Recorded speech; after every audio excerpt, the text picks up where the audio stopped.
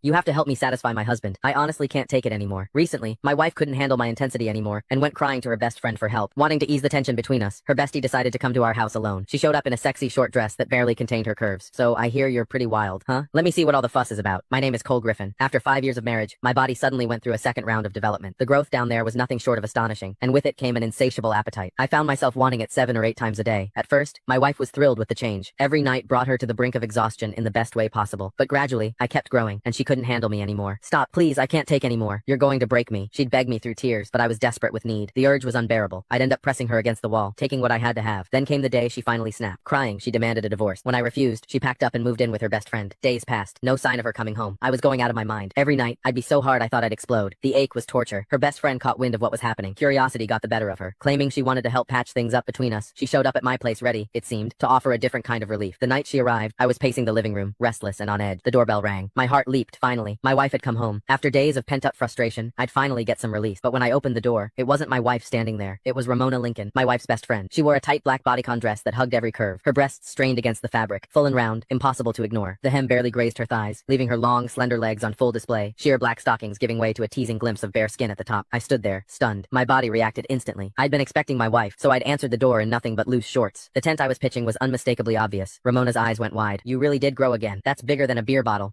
Truth was, Ramona was a woman with unmet needs herself. She was beautiful. Anyone could see that. But she'd married a rich old man. According to my wife, he'd burned through his prime too hard and too fast. Now his body had given out, and he couldn't satisfy her at all. These days, she apparently spent good money on male escorts to fill the void. I motioned her inside. She settled onto the couch, crossing her legs slowly, showing off those red-bottom heels, making damn sure I noticed. So what brings you here, Ramona? I asked, grabbing a glass of water and handing it to her. Where's Rachel? She took a sip, then fixed me with a look. You're the reason. You're like a bull on steroids. Rachel's too scared to come home. I'm here to talk some sense into you. You can't keep going at her like that. She's delicate, for God's sake. No woman could handle a brute like you going full force. As she spoke, her chest rose and fell with each word. Those two magnificent breasts moved hypnotically beneath the thin fabric bigger than my wife's, fuller, and I couldn't tear my eyes away. My pulse hammered in my ears. God, I wanted to touch them. I sighed, settling into the chair across from her. It's not that I'm trying to be rough. It's this second development I can't control it. The urge hits me like a freight train. If I don't, at least once a day, the ache is unbearable. Ramona's eyes sparkled with curiosity.